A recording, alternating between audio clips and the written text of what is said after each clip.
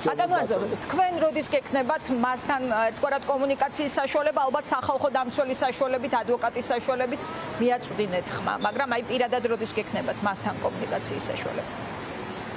არ ვიცი, აი გუშინ სახალხო დამცველმა ქალბატონო ნინომ, რომელიც ყოველთვის დიდი სიმპათიებით ვიყავი, ყოველთვის დანიშნის დღიდან გუშინ დამირეკა და გამამხნევა, მითხრა რომ იყო ნიკასთან და ხნეთ არის და მეც გამიკვირდაო ისე კარგად ისე ხნეთ არისო ნიკა თავის ადვოკატები მირეკავენ და მომხნევებენ სულ საქმის კურსში ვარ ისე რომ ნიკა დიდხანს არ გაჩერდება ციხეში მე ამაში დარწმუნებული ვარ ერთადერთი რაზედაც გამიცდი ერთი კვირა იქნება თუ ორი კვირა სანდროს რა უნდა უთხრა როცა ღებს ითვლის და მეუბნება რომ 6 დღეა ნიკაო სახში არ მოსულაო და როგორ შეიძლებაო ესო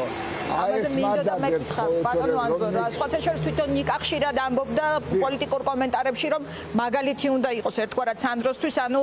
არიდეთ მაინც ეს ამბავი თუ იმდენად საყოველთაო თემაა რომ რაღაც ვერ მოხერხდა ამ ამბის არიდება თუ ჯერჯერობით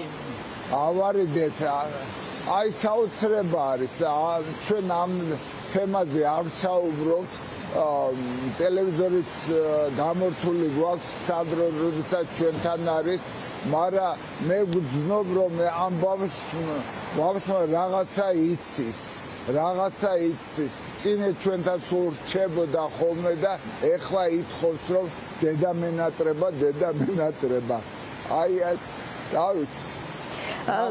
როდის ექნება ნიკას ტელევიზორი ინფორმაციას იღებს მხოლოდ ადვოკატებისგან გუშინ ნახეთ განცხადება რომ უნდა შეიძინოს ეს ტელევიზორი თუ ყურება უნდა საინფორმაციო გამოშვებები შეიძენს ნიკა